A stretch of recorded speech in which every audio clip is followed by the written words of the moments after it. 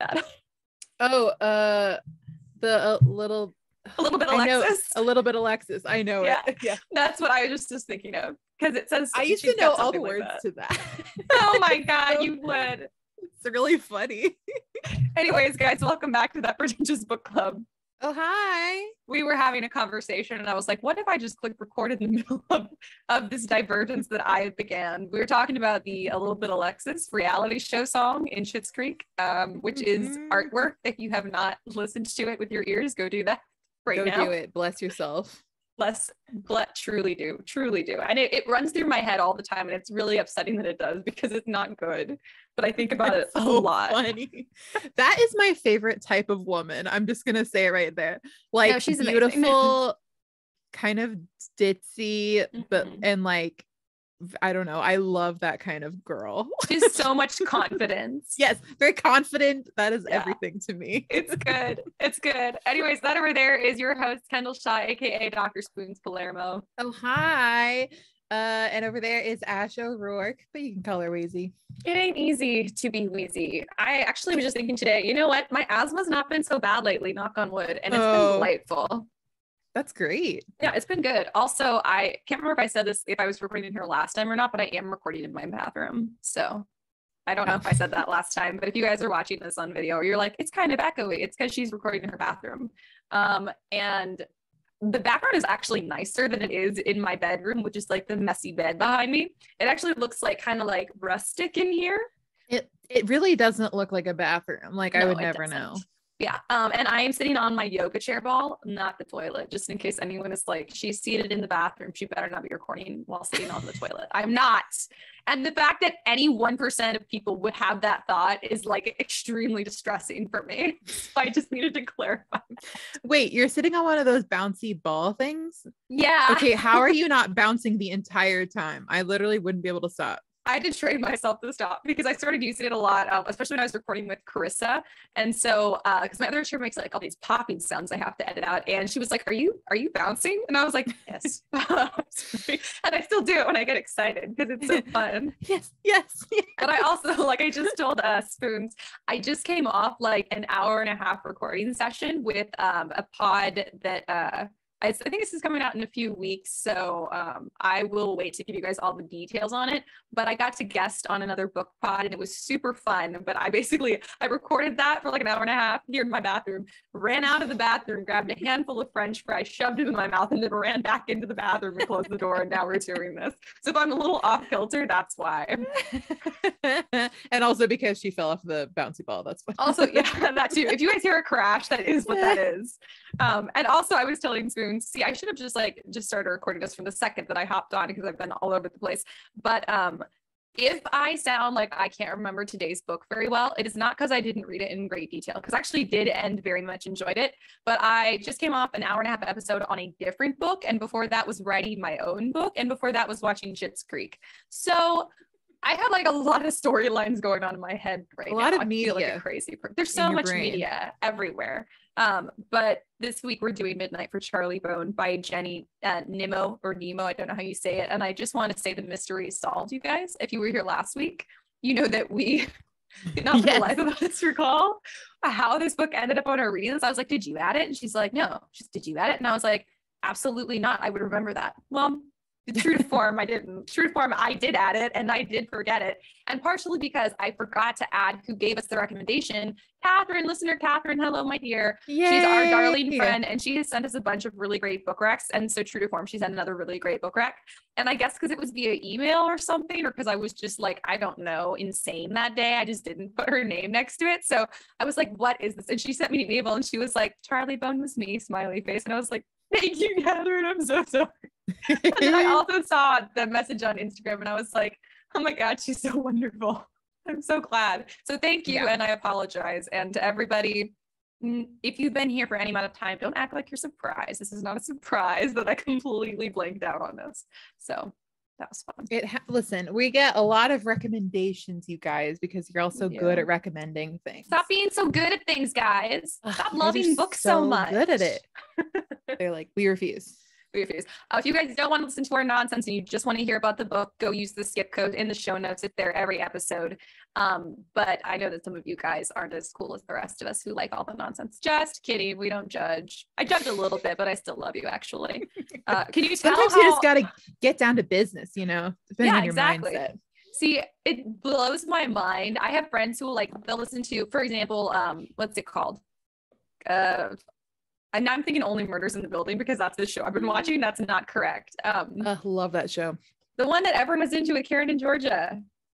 My favorite murder. Oh my God, it's been so long since I've listened to it. But I used to listen to it, and I would sometimes only listen to their nonsense at the beginning. And then once one of my friends was like, yeah, sometimes I just skip to the true crime part. And I'm like, what are you talking about? Why would you do that? Because the true crime part, the talking is what keeps me calm. You get to this sad stuff. Yeah, they just want to go immediately to the pain is what it is. Yeah, exactly. I'm like, I think that might be masochistic. You should talk to someone about that. Are you okay? Are you okay? Oh my God. I have started listening to this new podcast. I've been looking for a podcast that's about con artists or scams and stuff because that's my favorite kind of thing. Ooh. So it's sort of true crime but not murder, that's I love that kind of thing. I love that. Yeah. And I haven't been able to find anything really. I just find random episodes in different podcasts about things like that because I love learning about that kind of stuff. But I finally found one and it's called Scamfluencers and it is so good. And it's these two gals who are friends who are writers and they host it together and they just talk about different scams. So the first one, interesting. The first 2 episodes were about this ballet studio scam thing that happened. And then now I'm listening to one where it's about this guy, this Hollywood actor guy who ran a Ponzi scheme. It's so fun. Yeah, I love this kind of thing. There's one that makes me think of you. That's a lot of the crimes just happen to be con crimes, but there's some murder and poisoning and stuff too. And it's all about female criminals. I think it's by Parcast. I think it's produced by Parcast. I could be wrong about that. I'll try and find the name of it because I always, whenever I see it, I'm like, yeah, I feel like it's something she would enjoy. Yeah, I totally would. I need to find it. I'll find it and send it to you. Oh, can I do a little plug real quick? Yeah. Okay, you guys, you should go follow my dad on Instagram. He has an account that he just posts random facts on. And so good. I think we might have plugged it before, but you should follow it again because lately his captions have been cracking me up, you guys. So it's called at here's the UFD. It is the useless fact of the day. So go listen or go follow him because it'll make you smile once a day. Yeah. Yes. So go do it. My dad is cool. And also he was on our Of Mice and Men episode. So. Yeah, he is cool. What's our UFD for today? Today's UFD was, according to a 2018 study, Ethiopia has the largest population of donkeys in the world with 8,542,747. And then his caption was, you're either thinking, wow, that's a lot of donkeys, or wow, there was a study. See, that's funny. This is the kind of priceless stuff you guys are in for. You guys should totally go follow him. Because my memory is like a goldfish, I'll see it on Facebook and go, oh, I like it. And then I'll like it. And I'll see it on Instagram a day later. And I'm like, oh, this is great. And then it's my first time. I'll go, this is vaguely familiar because I've already liked it. You're like, oh wow, I think I knew that. Yeah, I actually really get to enjoy things twice living the way that I do. So I love that for you. Me too. But anyways, how's your week been? My week has been all right. I see, literally today I was trying to tell my coworker what I did over the weekend and my brain was not allowing me to remember any events from Saturday, but actually I had a good Saturday, but that was a week ago. So anyway, so that was just to illustrate how well my goldfish brain is working lately. Oh, it's going well. I finished my top for my Elvis costume that I'm doing literally just for fun and for no reason. And so I put the whole thing on yesterday and I was like, oh my God, I was so proud of myself. Oh my God. I actually have to do the jacket too. It's not completely done. But cannot wait to see this whole thing put together. I'm so excited about it. I'm gonna wear it to Elvis Day. Nice. No, just kidding. Wait, I'm sorry. What do you mean no? If you don't wear it to Elvis Day, I'm gonna be I was so like, upset. I don't want to come on too strong here. We're already doing Elvis Day. So upset if you don't wear it to Elvis Day. When else are you gonna wear it? I mean, you should wear it every day, but definitely to Elvis Day of any day. You're right. I don't know what I'm thinking. What am I doing? What you're thinking either. Just it's sometimes I'm like, I'm coming on too strong, and then I'm like, Kendall, you're already coming on too strong anyway. Just go for it, Just embrace it. That's good. And then we'll have soda pop, and it'll be a good time. Right. Soda pop. Yeah. What else? I did other things that weren't related to Elvis this week. I did. I don't know if I believe you, honestly. This is my thing right now. Every text I've gotten from you in the last 2 weeks has been related to Elvis, except for the meme you sent me today. That's been the one exception. Listen, I am so annoying as a person. That is like the number one thing anyone needs to know about me. You bring me so much joy. I learn so much about so many different things that you get really into, and I enjoy it the whole time. And I get to see how happy it makes you, which makes me happy also. It's just the best thing. Well, thank you for being so supportive and kind. Thank you for bringing me along with all of your journeys. I appreciate it. You liking a Walk in the Clouds was like one of the best things that's ever happened to me. That movie is one of the best things that's ever happened to me. So gotta spread the gospel of Keanu whenever I can. Absolutely. But yeah, I guess I have nothing to report. Now that I'm thinking about it. You're like, oh, that actually maybe nothing. You're like, actually maybe there's nothing going on. I do have one thing. I'm coding because my class that I'm taking right now, my summer class, makes me have to code. So I'm doing minor coding and I'm not good at it and I don't understand it inherently. No. So I have to look at examples for absolutely everything. Yes. It's one of those where That's I awful. Can make myself figure it out, but it takes forever. I don't understand how some people just like understand things. I don't either. I had a friend in college who was really good at it. And then he got like a really high paying job right when he graduated. And a lot of our friends were like, oh my God, that's so embarrassing. I was like, do you know what he can do? Have you seen this man? Have you seen this man code? It's like magic. It's like sorcery. So like pay the man whatever he wants. Yeah. I just don't get it. So kudos to all of you are good at that kind of thing. I am struggling through it. Yeah. But I am doing better than I expected. So that's making me happy. That's impressive. Anyway, yeah, I guess that's it. Cool. How was your week? Let's see. Today's Thursday. Like I said, I was doing a lot of prep for the pod that I guested on. So that's done now, which I've been like both excited about and like dreading, just because I like the first time that you like do like an episode with somebody new, you're always like, are we gonna vibe? Are they gonna like my vibe? Or am I even remotely prepared? Or if they ask me questions and I'm just going to sound like a dummy because I didn't do like as much prep work as they expected me to. And so there's just like a lot of like, when you haven't recorded with someone before, you're like, how's this going to go? How scary. But it was actually wonderful. It was so fun. But I'm glad that I did it, and I'm glad that it's done for now. Also because I've just been like crazy booked with stuff because I had to do like extra reading and prep work on top of reading for this week. So that's been a lot of this week. We finally started organizing our garage. So that's nice. I can't remember if I said last time, but we moved the baby guineas into the brooder with the chickens. So they're being roomies. Yeah, they're being roomies. The first day they were like not happy, but now they're roomies and they all have so much more room. So that's good. And now we have our garage kind of back, which is quite refreshing. Yay. And in the most important news of the week, it's going to be like a high of like 96 pretty much all week, which is amazing. Ooh. It's so nice and cool. Like we just sat outside on the patio and it was like 85 degrees last night and we were like, how nice and chilly. It's beginning to look a lot like Christmas, am I right? Yeah, exactly. No, so I've been like obsessively like pinning fall things and I'm like, I'm going to make this pumpkin bread. I'm going to wear this turtleneck. And I'm like, it is August. It's going to be hot fully 96 degrees. It's fully 96. But that's how hot our July was. the weather we got in July is usually the weather we get in August. And so now it's like messed up my seasonal clock because I'm like, we had the hottest days, which means the 96-degree weather should continue to get cooler and cooler and cooler as we go into fall. Knowing Texas, that's not going to happen. Next week is probably going to be another 105-degree week. That's probably what's going to happen. But my brain, because we already got it, is expecting fall to arrive. So I'm just going to pretend. I'm just going to live in a delusion. I feel like there's who can stop me? God, I absolutely love being delusional. It's my favorite thing in the world. Like mine too.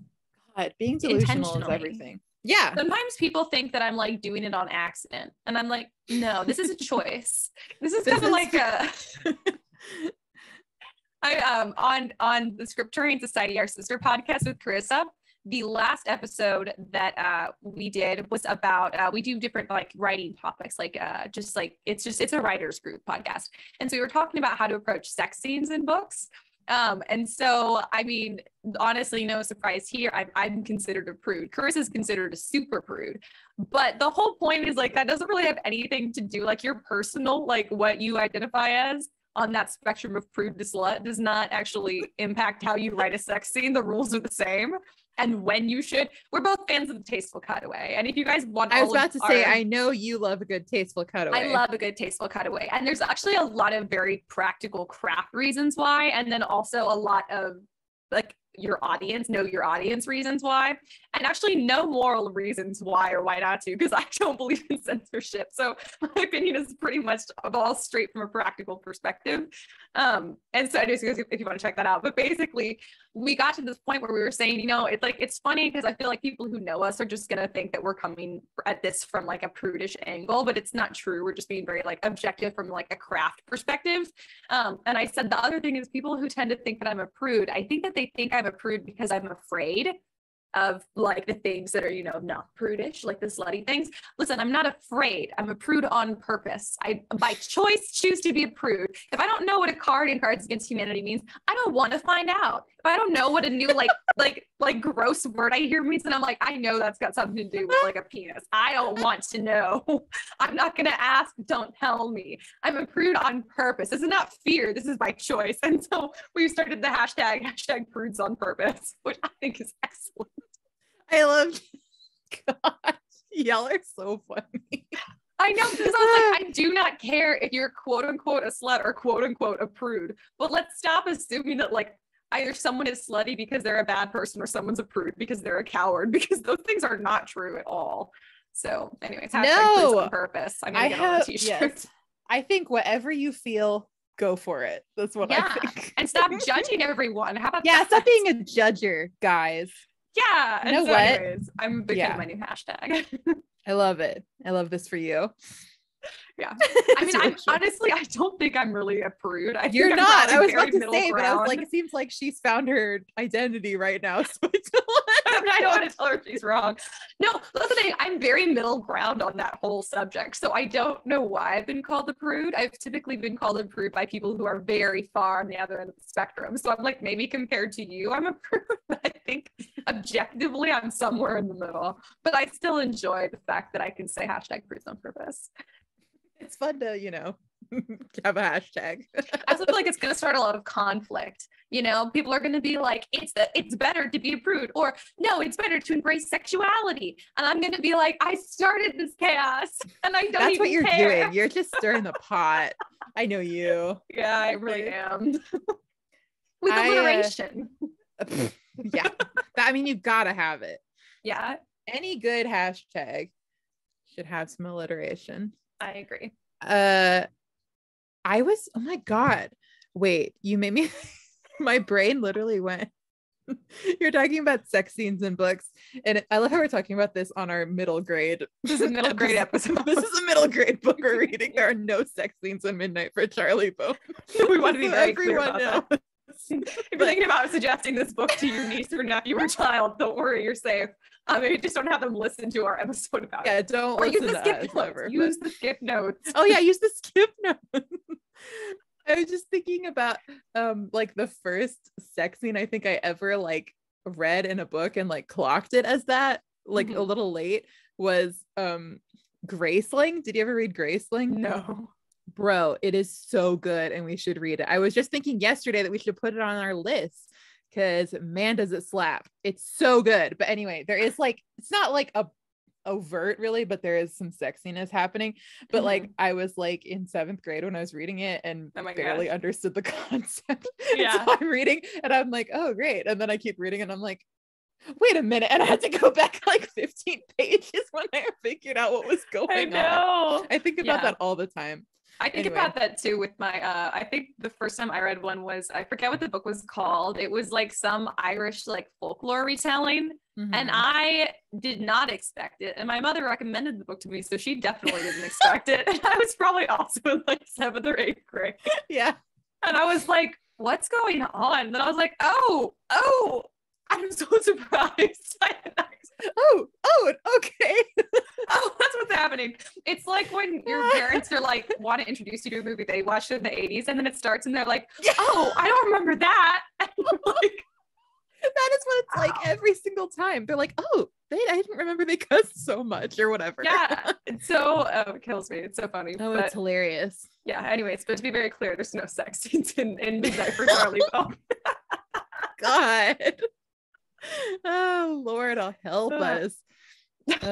Anyway, should we get into it? Should we get into Midnight for Charlie Bone? You want to tell us anything about the author? I'll tell you about the author.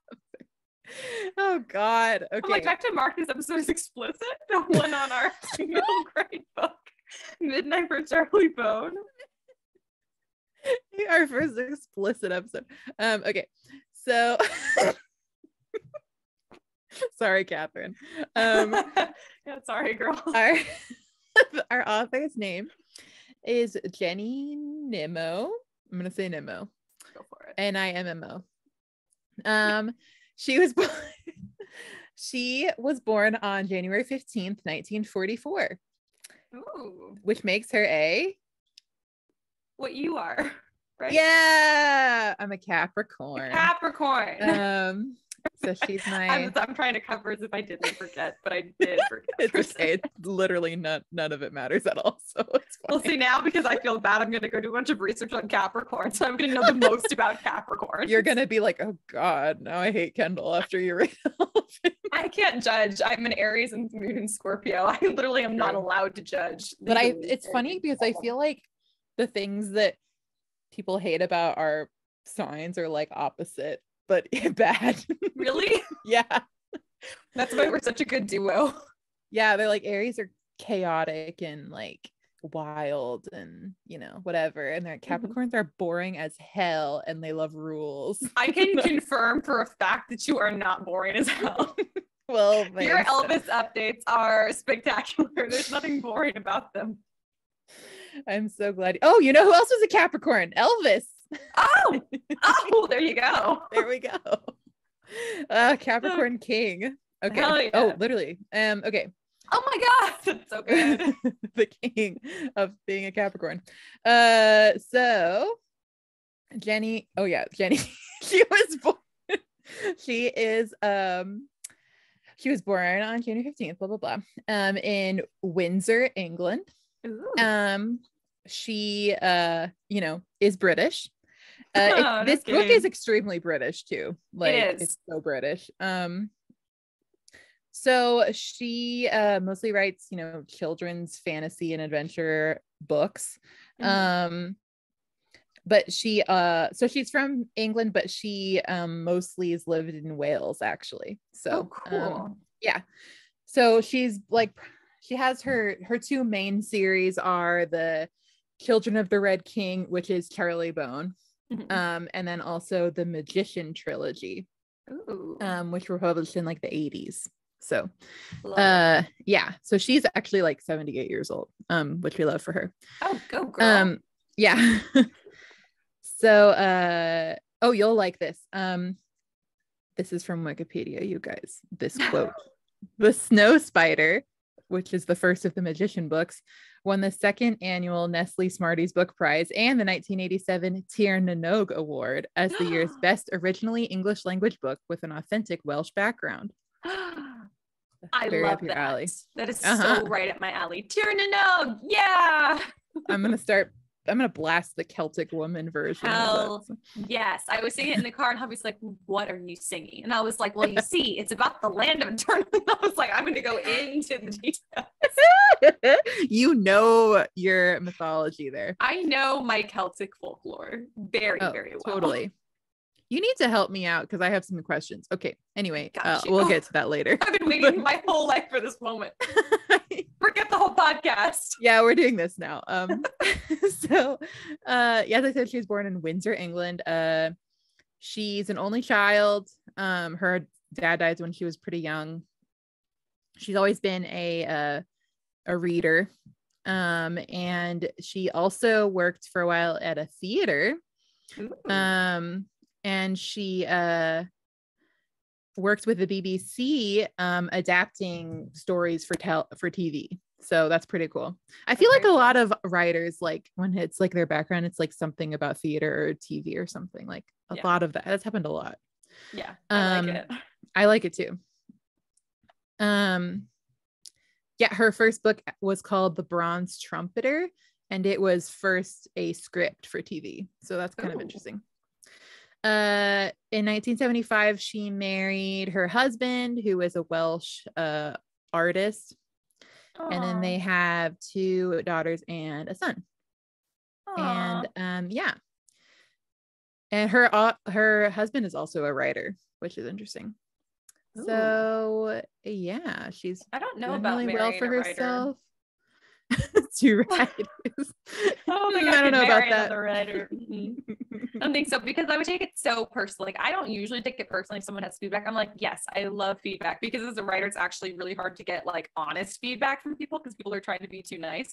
But I still feel like if my husband gave me any kind of negative feedback, I'd be like, so you hate me? Okay, I see how it is. So personal. You hate me and you want to get a divorce. That's understand what you're saying, because that's you think I'm the worst writer you've ever seen. Gotcha. I'll just go throw myself in a ditch. I understood.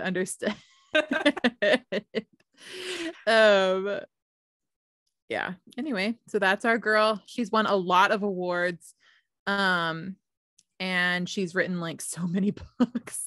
Like nice. It's a lot of books. You go, Jenny. I forgot to mention, when she was a little kid, she lived on a poultry farm. Whoa! Wild. And her dad was a scientist. Just some fun facts for her. What a very interesting upbringing. I enjoy that immensely. I just have to say, I don't know, do you have like a hard copy of this, or did you listen to like an audio book or read an ebook? I have a Nook version of it. The ebook. Well, I'm going to show you, and if you guys are on our Patreon, you guys can see our video episode, but the cover art is so English middle grade book. It's so British middle grade. Like it's the same style as like the Harry Potter's original artwork. Like there is something about it where there's always like a spire in the background. It's always kind of night. There's also always a lamppost. And there's always like a kid with a very angled face, like a very sharply angled face. Yes. Okay, to be honest, this book is giving Harry Potter a little bit. It is, and that's what Catherine said too, I think. I'm sorry if I'm wrong, Catherine. I feel like we had a conversation about that where you said that it kind of had Harry Potter vibes. I think it does. It absolutely does. It definitely feels like Harry Potter. It also happens at like a cool school. Right. British child goes to a weird school. Goes to a weird school with weird powers. If I read this when I was like middle grade, I would have been obsessed. I would have like talked about this book all the time because it's like kids with magical powers. It's in England. It's going to a cool school. It's also like a pretty fast read. And like, look at this. Look at I'm going to show you how like the chapters start with the pages.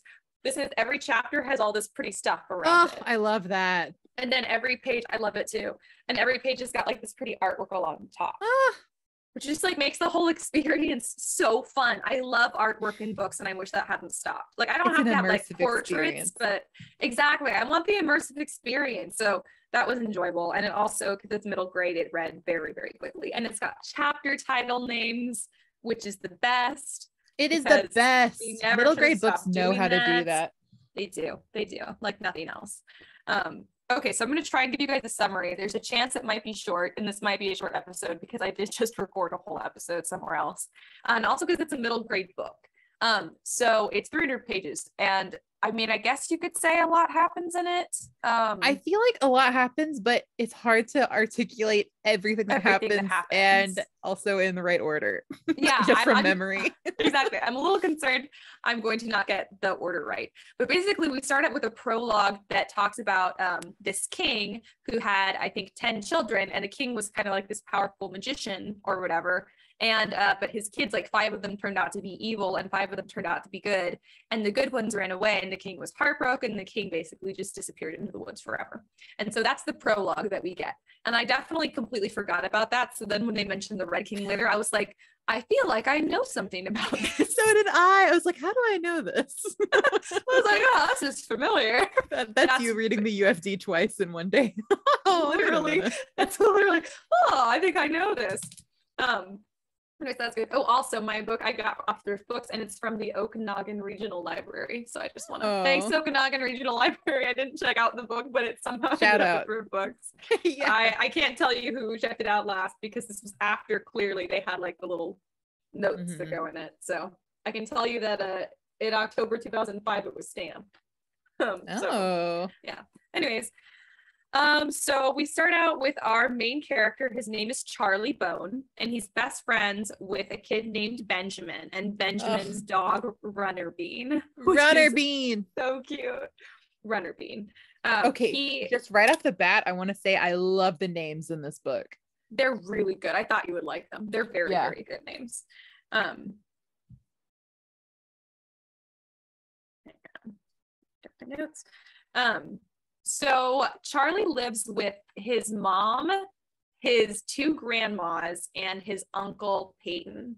And his family is very weird.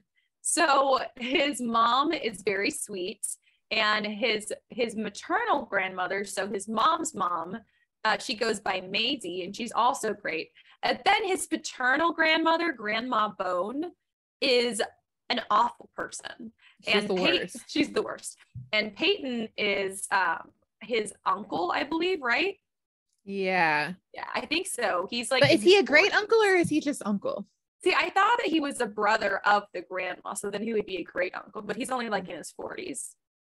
Yeah, maybe he's like the youngest. Yeah, I think he's the youngest. So I think that he's a brother. So I think he's a great uncle. I think he's the youngest of the Bone children. So of the Grandma Bones generation. So Peyton's like 45. He's kind of recluse. I think he's pretty cool, but he pretty much just stays in his room and he doesn't come out unless it's nighttime. And then there are Grandma Bones and Peyton have 3 sisters whose names I will forget all of, but they all sound kind of similar. Yeah, they're like Lucretia, Eustacia, something else. Yeah, and something else. Yeah, it starts with a V, I think. Yeah, they're like all terrible also. Yeah, they're all terrible. They're awful. Like they really were. This is the thing too about like they don't do middle grade like they used to. Like they didn't used to pull punches quite so much. They were like, half the characters will be evil and hate children. And be openly mean to them, and like you will be actually frightened for your life. Yeah. So and like later in the book, Runner Bean gets viciously attacked and is dying. And I'm like, this is upsetting. My least favorite part, spoiler alert, my least favorite part of the whole book. Very, very upsetting. So anyways, the Bone family basically is known for, they come from the U-Beam family, which is this like old long bloodline known for having like magical powers. And Charlie's dad did not disappear. He was killed, quote unquote, in an accident he drove his car into a quarry, they say. And so basically that left his mom and his maternal grandmother to rely on the Bone family for like financial support. And so basically the Bone family / U-Beam family gets to call all the shots. And there's really not much that Charlie's mom or Maisie can do to stand up to them, because then they would be out on the streets. So that's not ideal. Like this is it's rough. There's definitely a lot of tension between the 2 halves of the family. But basically, Charlie's been kind of looked down on by the Bone side of the family because he didn't have magical powers, until one day he does present with some magical powers, because he got a picture of Runner Bean, and he was going to turn it into a birthday card for his friend Benjamin, which is, by the way, the sweetest thing in the world. Very cute. I hope that kids still make birthday cards for each other. I don't know if that's true or not, but I hope so. because it was so sweet. But they mixed up the picture at the photo print place, and so he ended up with this picture of a like old dude holding a baby. But when he looks at the picture, he realizes he can hear voices in the picture, like he can hear the people speaking in the picture, and the guy in the picture is talking about giving away the baby.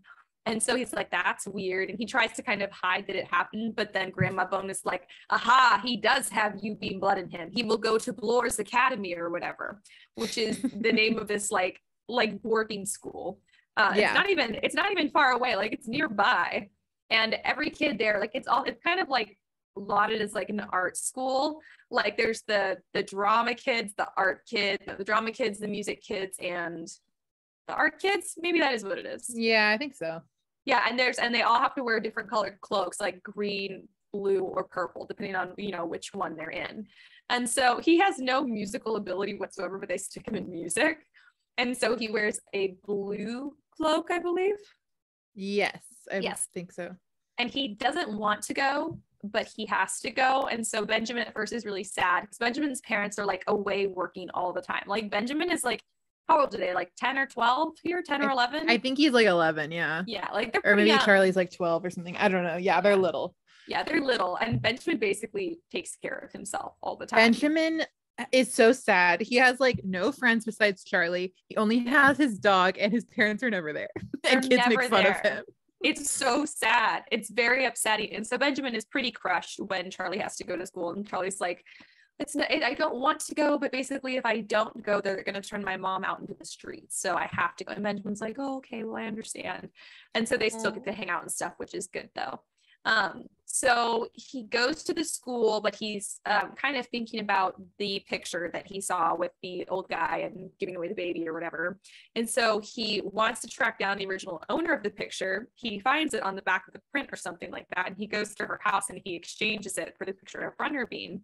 And while he's there, she's like, oh, well, seeing as you're here, you can take this for your friend. And it's like a little mechanical dog that can like do like audio recordings and stuff because her dad was an inventor or something like that. Or no, her brother-in-law was an inventor. Yes. And her sister is dead. And and then she gives him like some random case that she's like, I don't have any use for it. So here, you take it, random kid. And so he's like, okay. And he takes it and Benjamin helps him carry it back. And then they have Benjamin's very sad little birthday. Which, God. There's like no sign that it's a birthday. And so it's just so sad. And Charlie's like, there was like, I couldn't even tell it was his birthday. And even Charlie's so like, this is uncomfortably sad. And I want so much better for Benjamin. I hope that his life gets amazing. I mean, it got a little bit better at the end. I hope it gets amazing in the rest of the series because this is a series. So they go back and basically can't get the box open. So they think that they need a key. So they go back to see the bookshop lady. She's at a bookshop, by the way. Her name is Miss Inglewood, I think. Inglewood, yeah. Yeah, Miss Inglewood. And so Miss Inglewood gives them a bunch of keys, but the keys don't open it. And also during this like period of the book is when this random guy, Mr. Anonymous, shows up.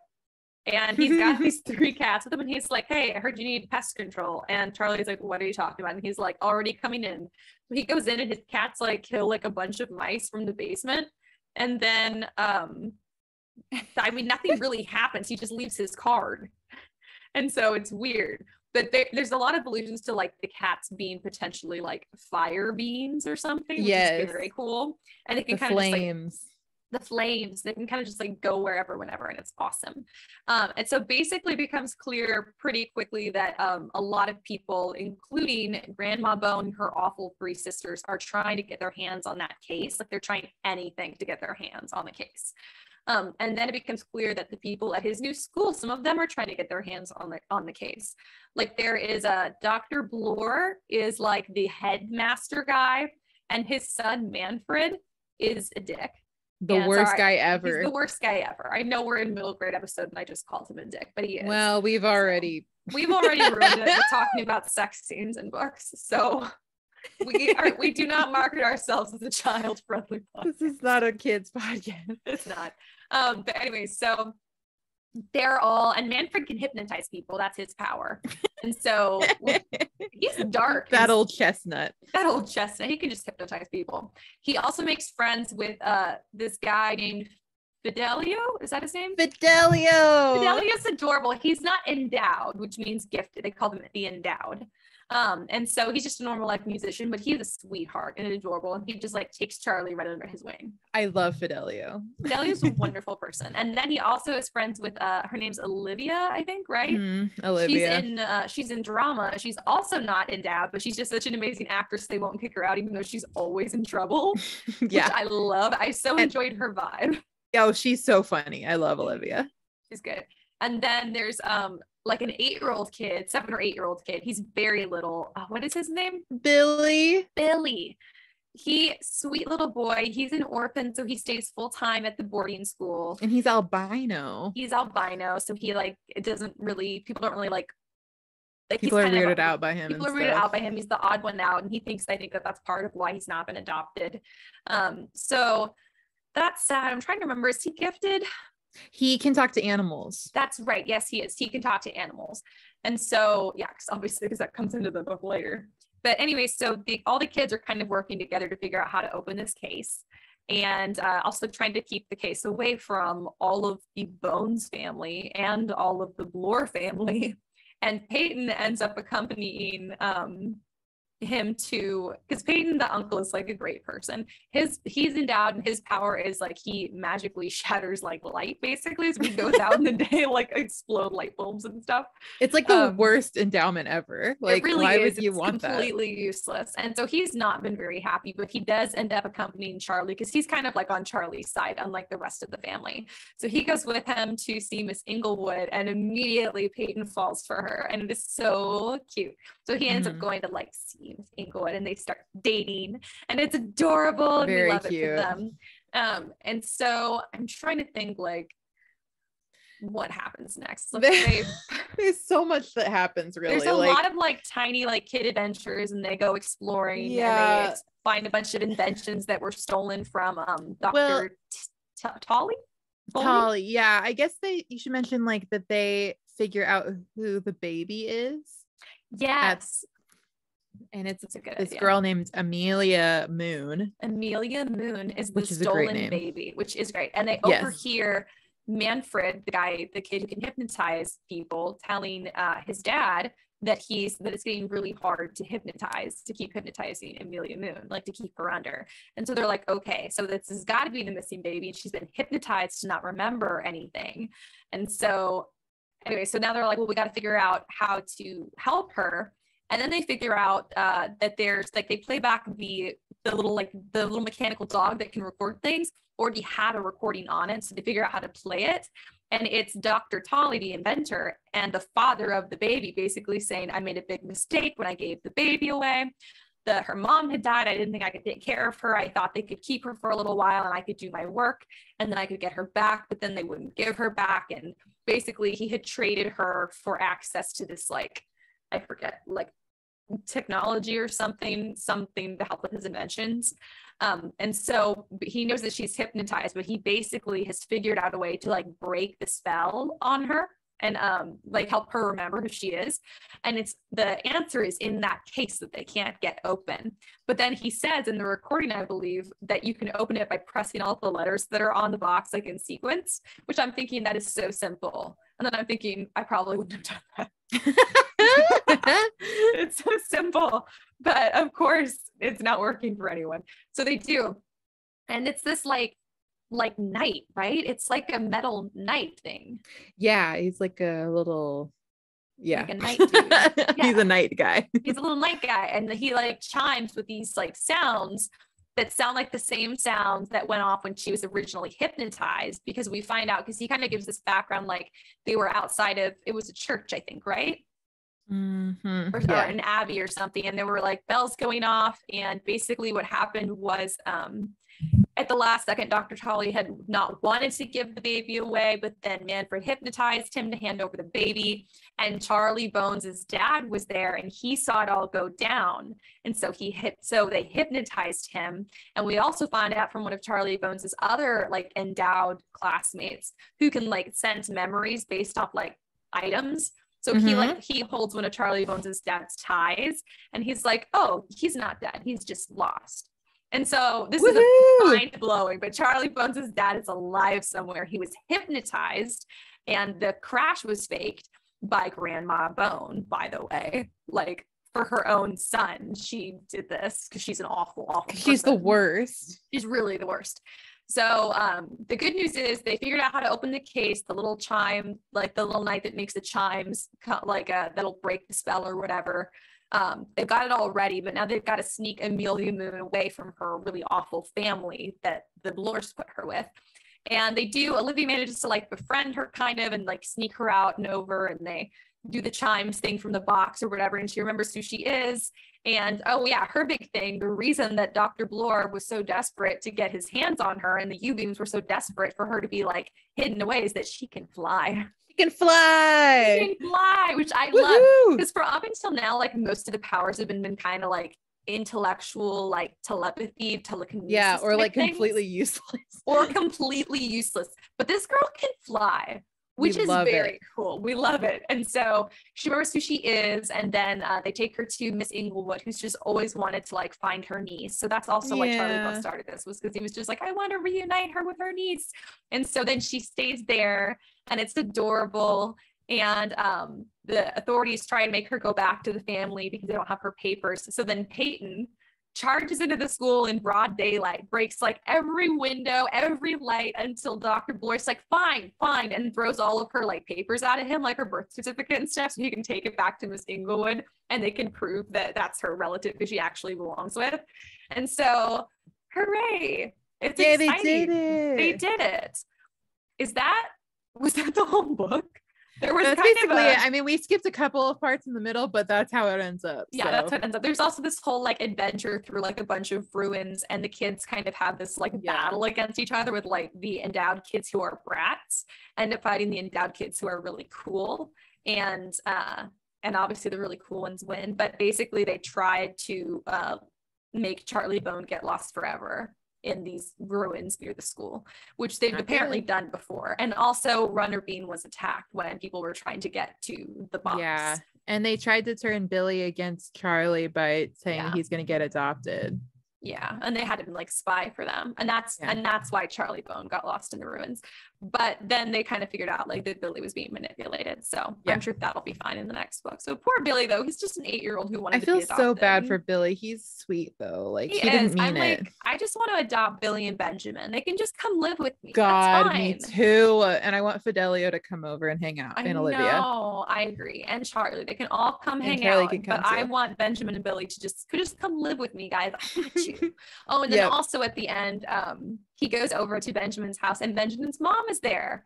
And basically Peyton has had a talk with them and been like, you have to stop leaving your child alone all the time. And I guess they're both private detectives, which was not what I was expecting. Yeah, it's pretty crazy. Like, whoa, that's their job.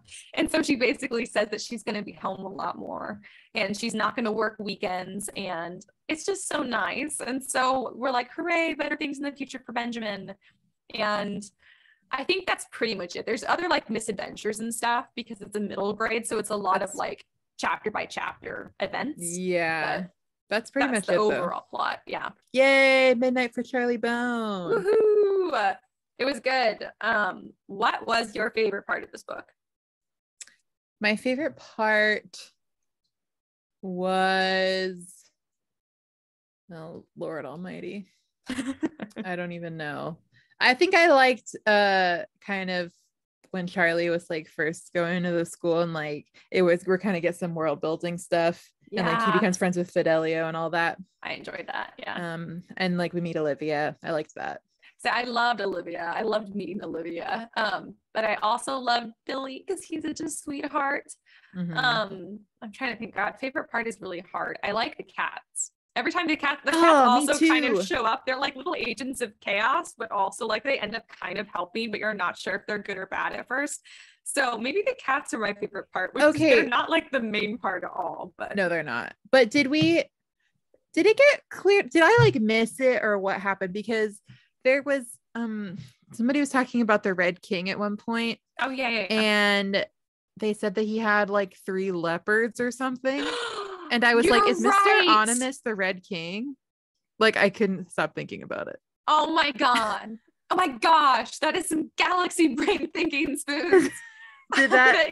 So that didn't get cleared up. That was just no, okay. That did not get cleared up, but you're correct. And I remember thinking, when are the leopards going to come into play? Like, why do we mention the leopards in the prologue if we're not going to see any? I think it's like, Mr. Onimus has something going on. Yeah, he definitely does. Mr. Onimus he was my favorite part, just because he was so mysterious. But I also enjoyed that Peyton like came to embrace himself, and he and Miss Inglewood are together. Yeah, and Amelia's living with him. I liked a lot of the happy endings, which is the best part of middle grade.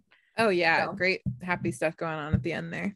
Yeah, I would ask your least favorite part, but you said it was when Runner Beam was attacked. It's definitely when Runner Beam gets attacked. Yeah. By the way, attacked by one of the endowed kids who could turn into a werewolf, and he's also an asshole. So yeah, he like bit him open. Yeah, he was like dying, and so they called Mr. Onimus to come help. Poor Benjamin. I know. So sad. Yeah. So my least favorite part. I don't like the first time Manfred bullies Charlie was pretty upsetting. It was pretty frightening. Oh yeah. But, you know, bullies. Bullies are the worst. But I think actually this part is it's also my least favorite character. Is Grandma Bone. Because she started all of this and she's awful. Yeah, I hate her. She's awful. And I kind of thought he would be cool because he's like the bone. I know. Yes. No, it turns out all the magic side are like dicks. So that was different too. Yeah. The Ubian family are not nice. And a lot of like these old blood magic families are not nice. Like these guys are like kind of straight evil, which is also like a big theme because it's about like the Red King's kids kind of 50-50 on whether or not they were going to be good or evil. So yeah, that's also kind of giving Harry Potter, you know. It is. Yeah, absolutely. I think my least favorite actual part is the fact that his mom and Charlie Bone's mom and other grandma are like basically stuck with the Bone family. Yeah. It was like they're so trapped. They couldn't even she couldn't even make decisions for her own kid because they were totally like financially reliant. And that just really stressed me out. That is stressful. So maybe that was my least favorite part. And least favorite character is Grandma Bone. What about your favorite and least favorite characters? Favorite character is Benjamin. Oh, he's my favorite character too. I love him. He's so cute and sweet. He's amazing. I love him. I just wanted to protect him. I know. And least favorite character, maybe also Grandma Bone. Like Grandma Bone and her three sisters have the same like energy. It's like that almost Roald Dahl-esque like evil adult thing going on. That's what I kept thinking. Yeah. That really is what it feels like. They're not like, ooh, it's spooky middle grade villain. They're like, these are terrifying. They're like straight evil. Yeah, but I love that kids' books love to do that, where it'll be like, there's just some adults that are evil. That are straight evil. And you as a child have to navigate this. This is what I'm saying. Middle grade, there's still some good ones, but I think overall middle grade used to be like a little less afraid to like deal with like actual dark things. And I still believe children should be protected to a degree for sure. But they just did such a good balance where it was totally like whimsical and lighthearted, but they definitely were like, but no, these people are straight evil and there's no redeeming qualities here. Yeah, I guess I haven't read enough current middle grade to know. Yeah, that's the thing. I kind of stopped reading new middle grade consistently right around the time I stopped watching Disney Channel consistently.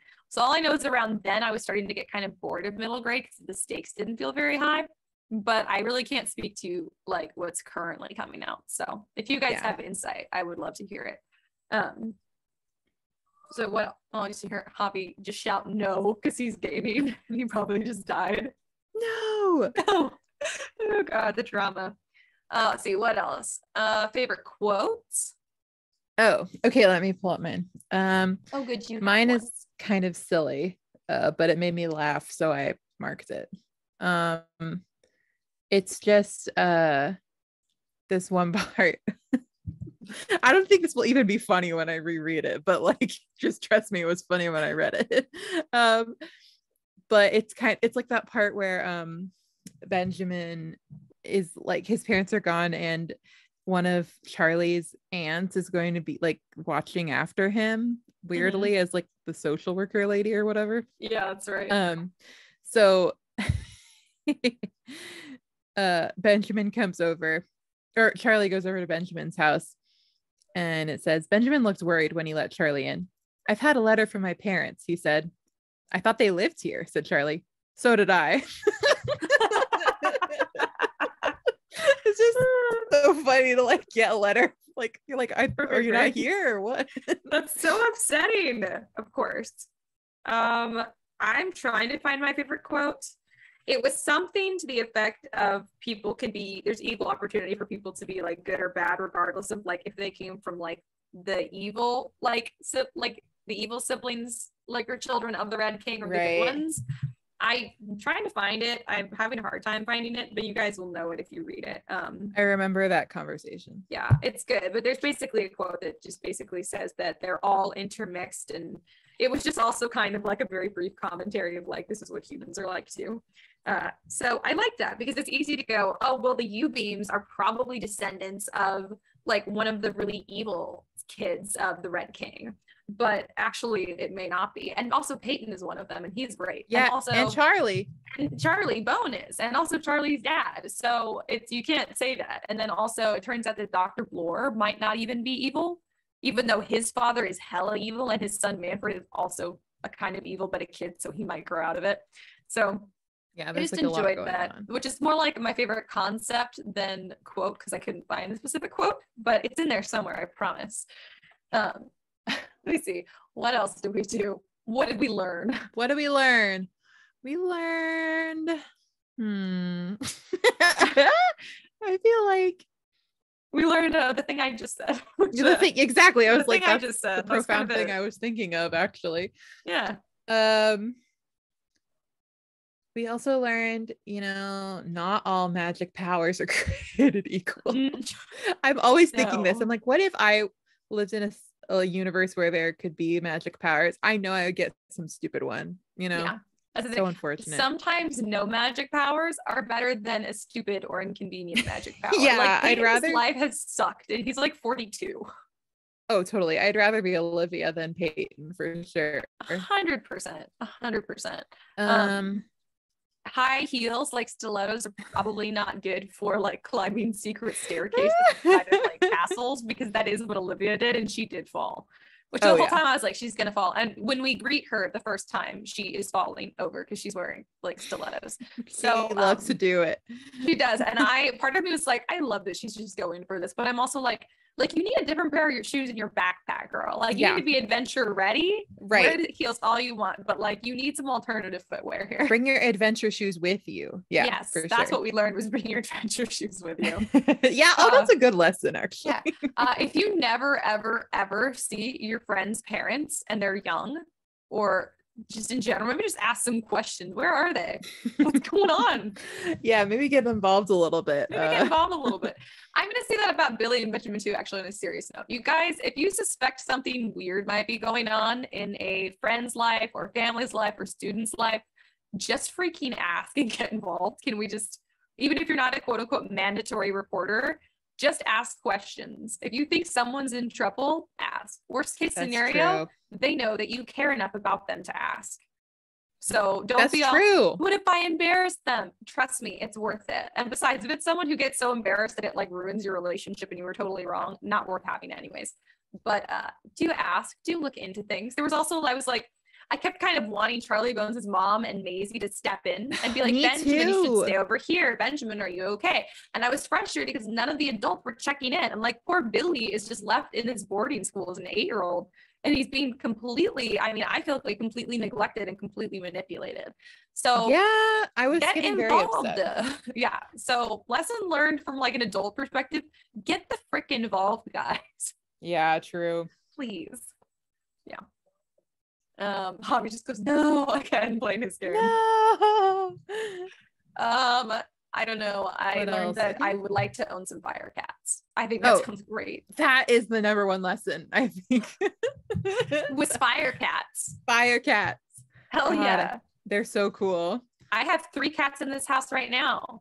Do you know what they do? Well, let me tell you something that Flora's doing. If you'll never expect it, she's dumping out her water bowl, and then she's peeing in the water bowl. Yep.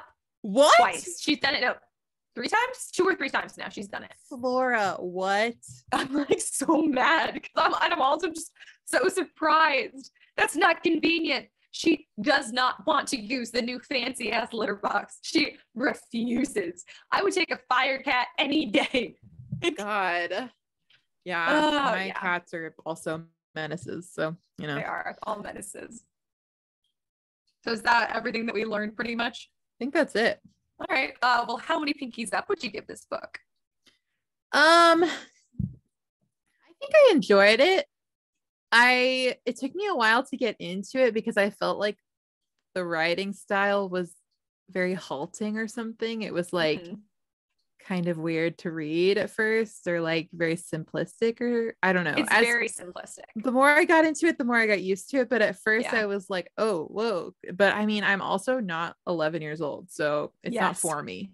Yeah. I think I would have liked it as a kid. I don't think I would have been completely obsessed, but I think I would have enjoyed it. And I probably would have read the second one.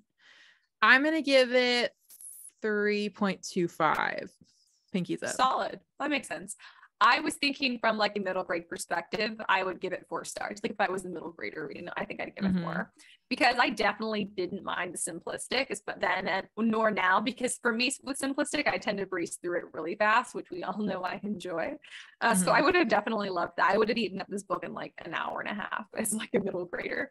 So I give it the 4. It was really good. Like it's a book I would be like, this is a great book to like suggest to kids, to any kids, because it's also because it's so simplistic, like, you know, for a fact, like it's not a hard read. Some middle grade books can still kind of feel like a hard read. This one didn't, which was nice. I'm just sad I didn't know that it existed when I was in middle school. I like definitely, I think, saw the book multiple times and just never read it. Like I know the cover very well. I don't recall seeing it, and I was also obsessed with like British books about British children, and I don't know why. I was just like, I belong in Britain, which is not true. I'm going to drink tea every day. Maybe that's where the tea thing started. I don't know. Maybe so. But actually, I just used to realize, like somewhere in like high school, I suddenly realized I had been somehow picking up books only by British authors without knowing it. Like I wouldn't know until I'd like finished a series and like was looking into the author. I'm like, oh my God, they were British too. So I just have an eye for the British authors somehow. Your British sense was my British sensibilities. So 4 pinkies up for me. What are we gonna do next week? We're doing Anne of Green Gables by L.M. Montgomery. Great. We're doing so I am so excited. Ash, you're gonna like it. You think so? I really do. I literally do. I don't know why you think you won't. I know, because I didn't really like the movie. I was like, okay, and like the whole movie, I was like, none of this feels like high stakes to me. Wait, like the miniseries or the TV show? I don't know. Okay. I don't know which one. I can vividly remember the scene. It's the one where in the New Girl, it's when they're watching New Girl. When it's New Girl and they're the miniseries. Shut the miniseries. How could you not have liked it?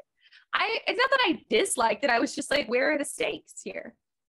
Oh my God, it's not a high stakes adventure. Yeah, see, I'm pretty much only here for high stakes adventures. This book made me feel better about my life. It made me appreciate the beauty of the world. Oh, we'll see. I don't know. I like how it goes. I hate appreciating beauty, so we'll see. Gross. So we're doing Anne of Green Gables next week. Yay. And I'm trying to remember if I ordered that off Thrift Books. I thought I did, but now I can't recall seeing Anne of Green Gables on my bookshelf. So I'm gonna have to go look for it. But we're gonna do that next week and it'll be good. If you guys want to keep up with us during the week, you can. You can follow us on social media. We are That Pretentious Book Club. We're on Instagram and TikTok. You can also email us if you want to talk about any of the books that we've done or you want to suggest some books for next season. You can email contact@storysirenstudio.com. It's also the website that you can go to if you want to check out some of our really cool merch. We've got book merch, we've got pod merch, we've got Story Siren Studio merch, which is all very fun stuff. And if you guys just want to chat with us about books or anything else, I love when you guys send me book memes. It's delightful. You can also do that on social media because we check our messages all the time. I think that's everything I've got for you guys. If you don't mind leaving a review of the pod, that would be fantastic. And if you guys want to see our video episodes and bonus episodes and other exclusive content, you can get to that on Patreon. If you go to Patreon, you have to look for Story Siren Studio, because that is the production company. And you also get some bonus content from our sister podcast, the Scripturient Society for Writers. So go check all that stuff out. Thank you guys for joining us as always. And until next week, keep your teacups full, your pinkies high, and your book club pretentious. Goodbye. Bye.